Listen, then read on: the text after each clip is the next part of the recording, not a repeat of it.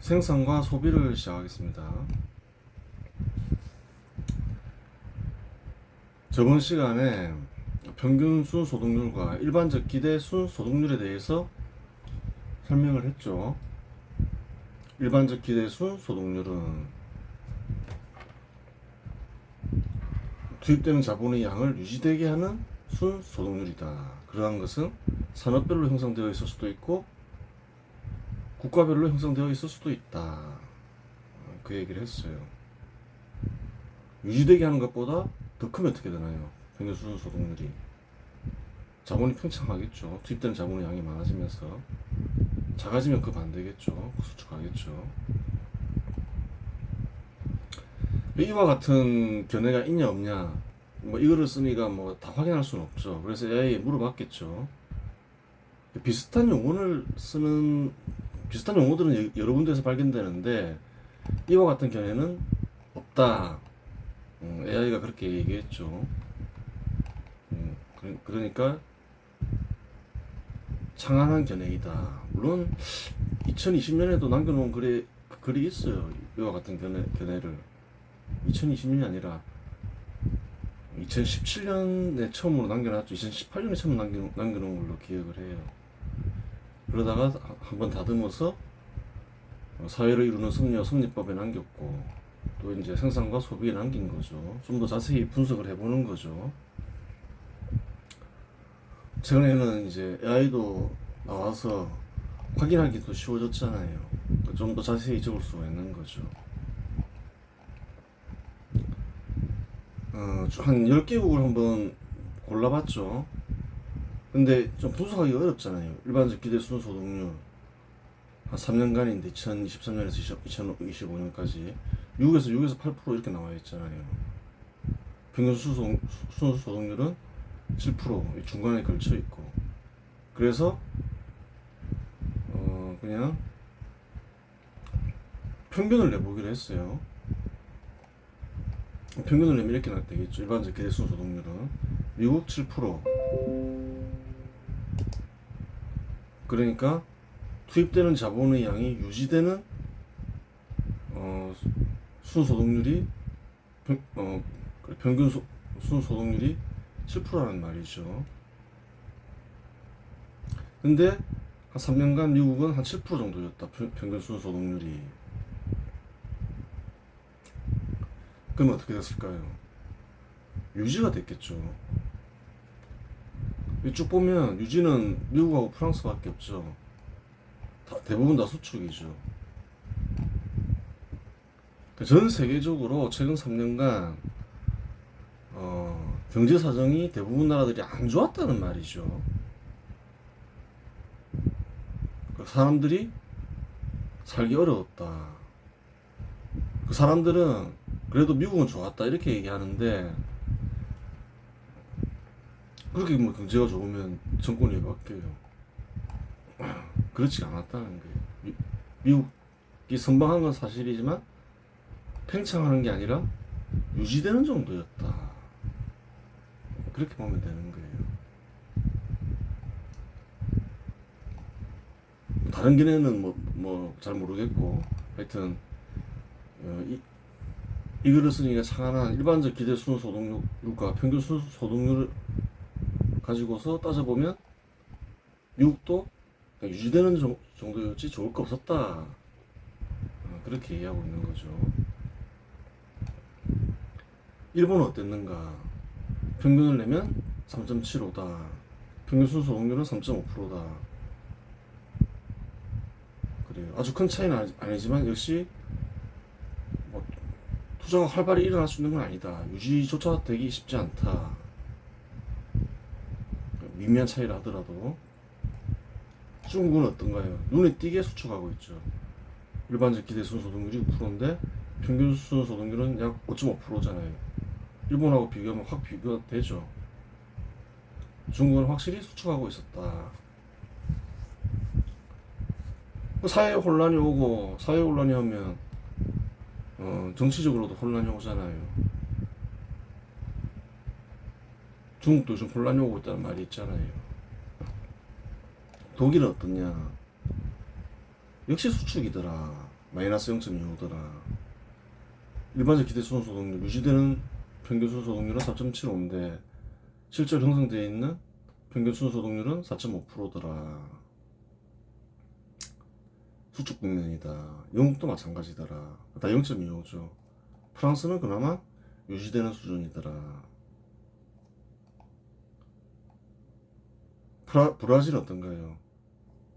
마이너스 1.5더라. 제일 크더라. 브라질도 상태가 안 좋을 것이다. 지금 최근 3년간 보면 러시아 마이너스 1%, 러시아도 크죠. 러시아는 전쟁 중이죠. 일반적 기대 수준 소득률 유지되는 수준 소득률보다 평균 수준 소득률보다 1%가 떨어지더라. 그래요. 그렇게 되는 거죠.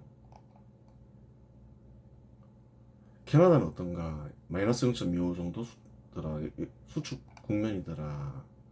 한국은 마이너스 0.5 역시 수축 국면이더라.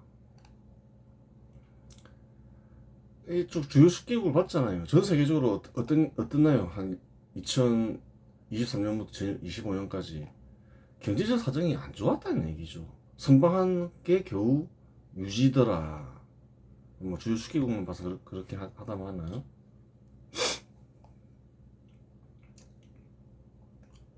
일반적 기대 수준 소득률을 AI가 구간으로 제시하여 평균값을 취하여 다시 표를 만들었다. 그렇죠. 그래야 좀 분석이 쉬워지니까. 최근 3년간 미국과 프랑스를 제외하고 나머지 국가들 모두 투자 여건이 나빠 투자가 위축되어 있을 가능성이 크며 자본 수축이 이루어질 가능성이 크다. 실제적으로 그런 가능성이 크다는 거예요. 자본 수축이 되면 어떤가요? 투자가 잘 안 되면 일반 국민들이 살기 어렵죠. 실업 문제도 생기고 취업도 잘 안 되고 그러면 사회적 분위기가 안 좋겠죠.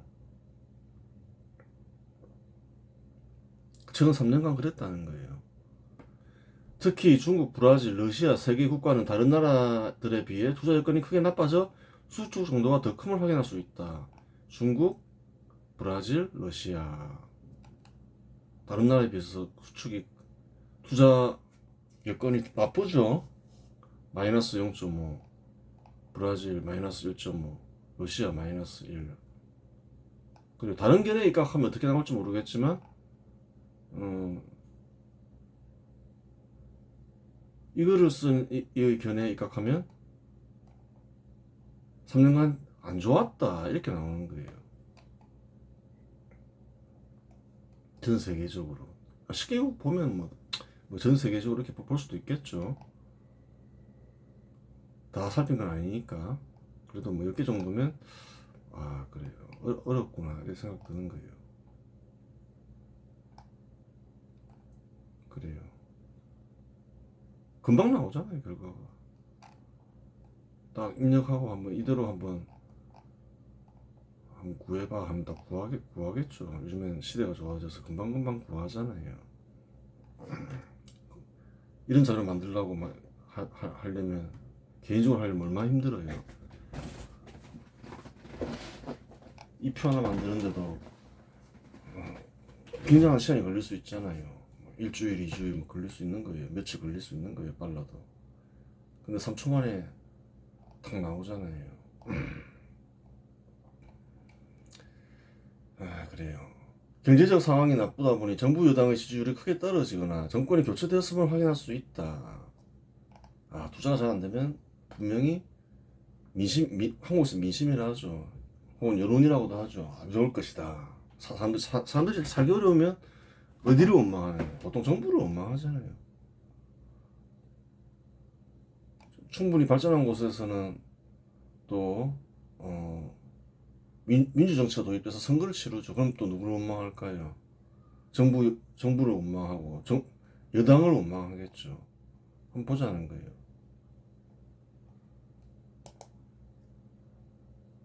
민주당에서 공화당으로 바뀌었죠. 미국은 2025년 1월 2002년 중간선거 때도 별로 안 좋았죠. 하고는 그래요. 2024년 대선은 어떤가요? 트럼프가 재선이 됐잖아요. 2023년부터 2025년 자료지만 2022년도 크게 다르지 않았다는 얘기죠. 정부 여당한테 안 좋았다는 거예요. 그 2024년 대선 어떻게 되나요? 트럼프 대통령이 재선됐잖아요. 바이든 대통령 지지율은 40%대다. 안 좋았다는 거예요. 3년간 계속 지지율이. 정권 교체가 됐다는 거예요.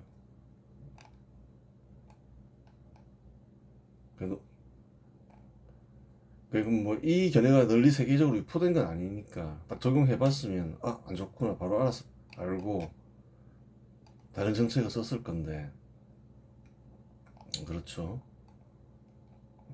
중요한 거예요. 간단해 보이지만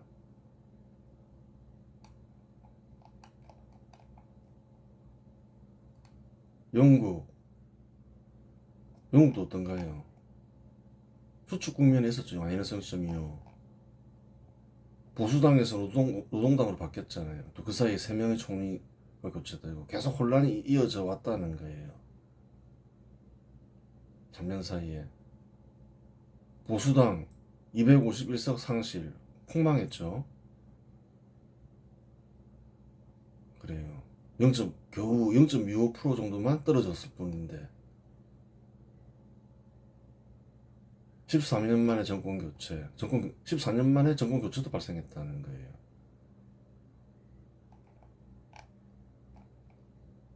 수축이라 했죠. 마이너스 0.25 차이인데.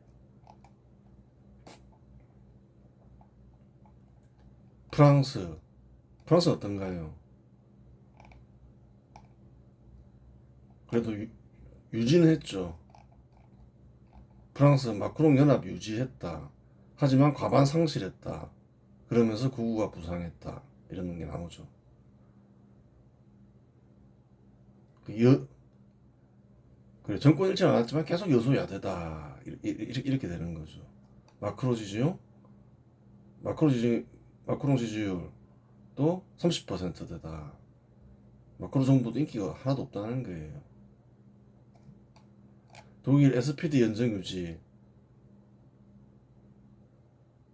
근데 이제 경쟁 정당이 막 급부상하고 있다. 극우 정당이 10%대.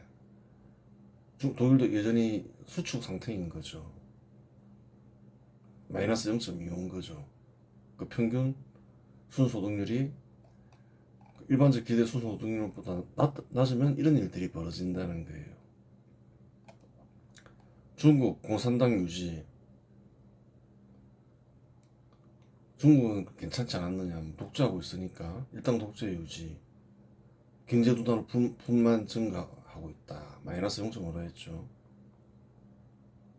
소문의 병고가 이미 일어났다 이런 말도 있잖아요. 그래요. 이렇게 마이너스 0.5씩 차이 나게 하면 안 되는 거죠. 마이너스 0.25가만 돼도 사회적으로 막 다른 국가들 보면 불안해지는데 브라질 마이너스 1.5 3년 동안인데 근데 불안하니까 룰라 대통령도 이 사람도 재선된 거죠. 당선됐고 보수나로 패배하고 정권 교체됐죠. 2023년도에 통합 러시아당 전쟁 중에 있고 사정은 되게 안 좋다. 대부분 변고가 일어나죠. 푸틴도 알 수 없는 거예요. 지금 푸틴 정부도 마이너스 1.0이잖아요. 캐나다 자유당 유지 마이너스 0.25. 근데 여기도 마이너스 0.25죠. 지지율 어떤가요? 30%밖에 안 된다. 정권 교체 위기에 시달리고 있다. 보수당 지지율이 상승하고 있다. 반대 정파가 상승하고 있다 이 말이죠. 한국도 마이너스 0.25죠. 국민의힘 총선 참패. 또 아주 참패도 아닌 거예요. 또 영국 보면 영국은 뭐 14년 만에 교체되면서 뭐 대부분 다 상실했다잖아요. 그래요. 근데 이제 좀 윤석열 대통령 탄핵됐잖아요. 변고가 일어나죠. 국민의힘 2025년 대선 패배 뭐 이렇게 되는 거예요. 야당 과반 확보 그래요.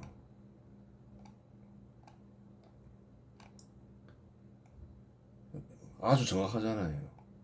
별거 아닌 것처럼 보여도 이 창한 이론의 각에서 보면 현실이 그냥 손쉽게 이해되잖아요. 평균 순소득률이 일반적 기대 순소득률보다 팍 크다 그러면 어떻게 될까요? 또 정부 여당이 유리해지는 거죠. 살기가 좋아지니까 직장 구하기 쉬워지고 실업 문제도 덜 시달리게 되고.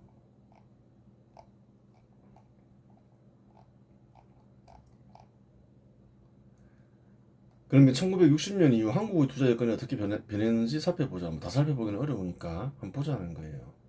한국만 사례로. 1970년대 일반적 기대 순소득률은 15에서 18%였다. 박정희 정부 때죠. 평균 순소득률은 어떤가요? 20에서 25%였다. 현 시대 한국의 허접한 정부하고 달랐다. 군사정부를 존중해야 되는 거예요. 가난해서 탈피시키고, 그래요. 나라를 잘 다스리는 거죠. 현 시대 한국하고 다르죠. 한국 정부와 다르죠. 압도적으로 평균 순소득률을 높여서 팽창을 시켰다는 거예요. 그 실업 문제 해결되고, 가난 해결, 절대빈곤에서 벗어나고, 중화공업붐이 일어나고, 수출 급증하고, 인과관계가 있는 거죠. 중화공업을 육성하고 수출을 장려 정책을 씀으로써 어떻게 했나요? 그 산업이 일어나면서 이런 결과가 나오는 거죠. 절로 이루어진 게 아니라는 거예요. 다 반발할 때 저기 민주당 사람들 있잖아요. 그 김대중 대통령, 김영삼 대통령이 중심이 돼가지고 반발했잖아요. 1980년대 어떤가요? 역시 일반적 기대 순소득률보다 평균 순소득률이 높죠. 팽창하잖아요.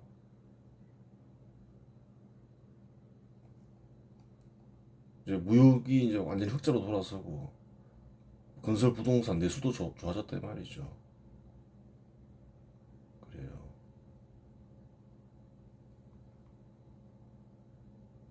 이런 건 빼야 되는 거죠. 뭐 마치 그 역할이 한 것처럼 없는 것처럼 얘기하는데 넣어도 뭐 상관없는데 유가가 낮다 해서 한국만 뭐 그래요. 한국이 크게 발전한 거죠. 다른 나라 발전하지 못했다잖아요. 이런 걸 넣게 되면 정부가 한 역할이 없다 이렇게 되는 거예요. 다른 나라는 그렇지 못했는데 한국만 그 효과를 누린 게 아니잖아요. 다 이유가 있다는 거예요.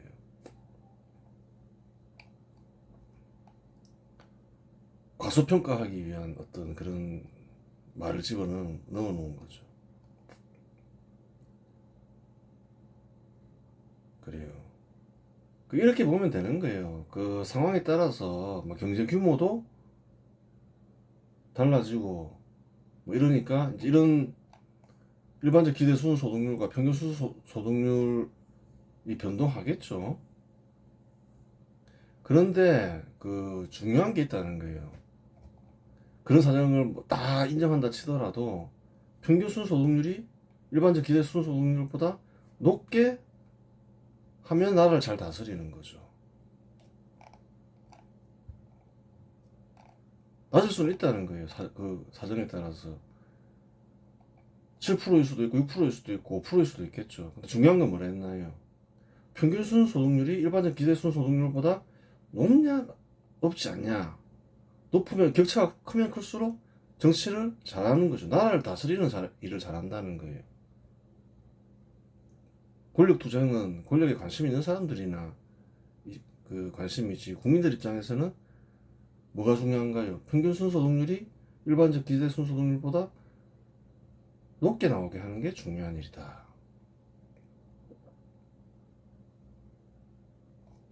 그래요.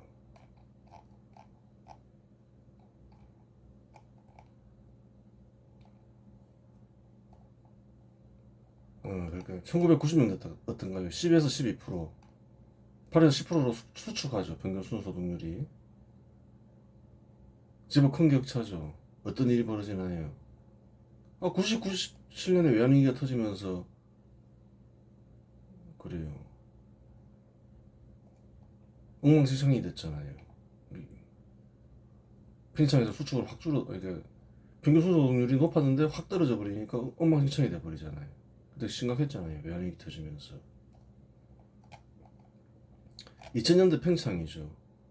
중국 특수가 나와있죠. 2000년대 팽창은 국내적으로 어떤 육성하는 정책을 쓴 건 아니죠. 산업을 이제 이제 포퓰리즘이 본격적으로 난무하기 시작하죠. 그때 왜 팽창했나요? 공산권 국가들이 개혁 개방하면서 큰 시장이 열리죠. 그리고 거기에 맞물려서 한국의 IT 산업이 성장하면서 그냥 이 시기만 운 좋게 팽창인 거예요. 외부적 요인 때문이죠. 그때 그냥 계속 수축인 거예요. 그냥 2010년대 평균 수소득률이 어떤가요? 많이 낮죠. 그래 낮아요. 일반적 기대 수소득률보다 수축하잖아요. 2020년대도 마찬가지로 수축이죠. 계속 힘든 거예요. 잠깐 좋은 시기는 큰 시장이 열리면서 공산권이 붕괴되면서 잠깐 괜찮았고 1990년대 이후로는 계속 힘들었다. 그렇게 보면 되는 거예요. 그렇죠. 그 군사정부 이후로는 뭐 복진이 민준이 이러면서 이런 거에 신경 안 썼잖아요. 투자 여건을 좋게 만들어야 되겠어. 평균 순소득률을 일반적 기대 순소득률보다 높게 만들어야 되겠어. 뭐 그런 얘기 한 사람이 있었냐는 거예요. 물론 이러한 이론도 없었지만.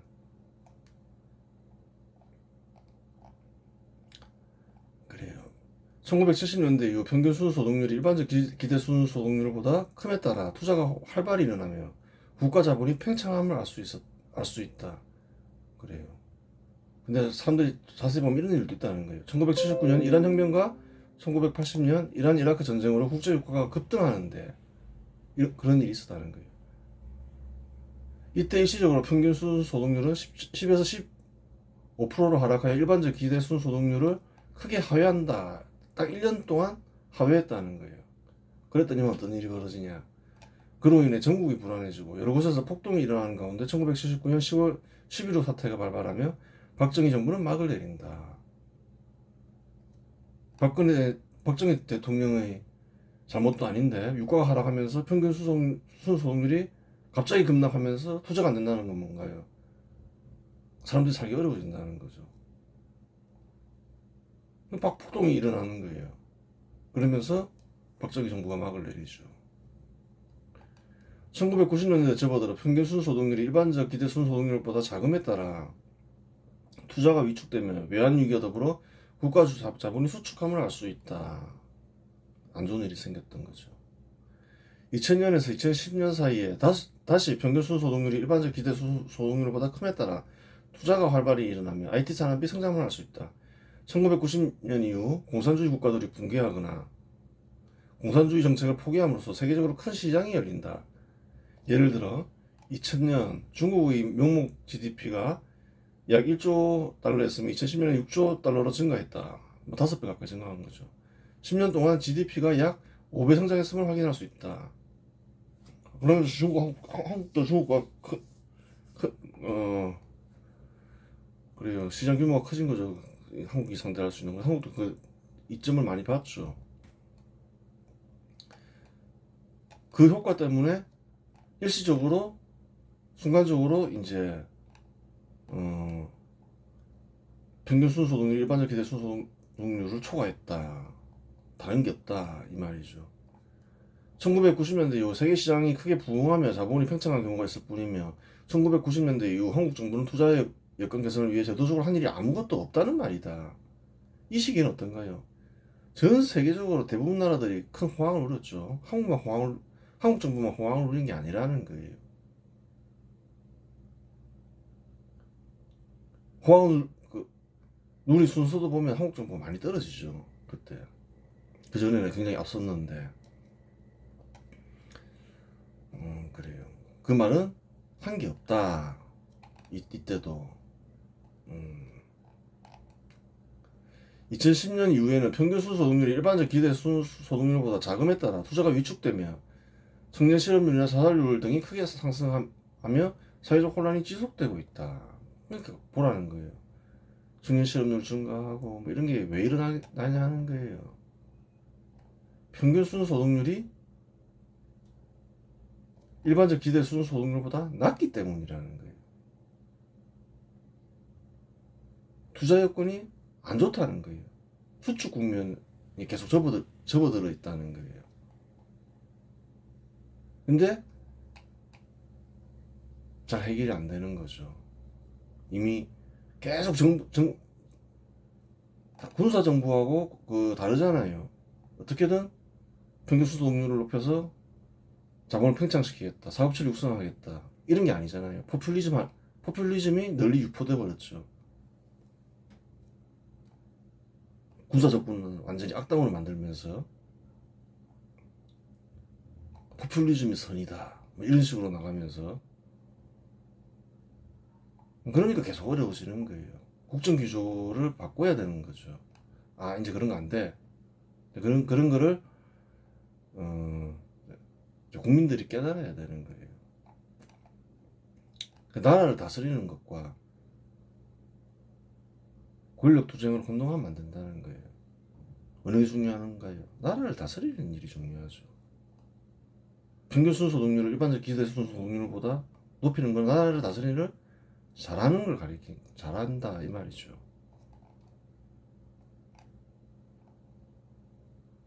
민주 정치를 한다. 그럼 정치 제도와 관련있는 거죠. 권력 투쟁과 관련있는 거죠.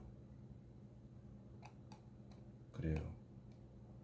민주 정치를 하고 나라도 잘 다스리면 그만큼 좋은 게 없겠죠. 근데 핵심은 더 뭐냐? 나라를 다스리는 일과 정치 권력 투쟁 어느 게 더 중요한가요? 국민들 입장에서는 나라를 다스리는 일이 중요하다는 거예요. 혼동을 일으키면 안 된다는 거예요.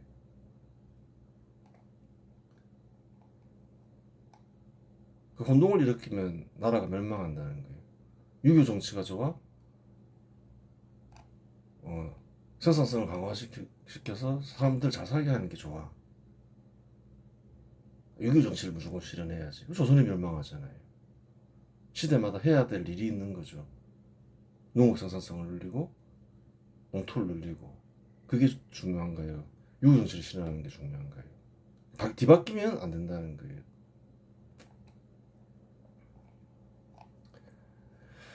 그래 이번 시간에서 마치겠습니다.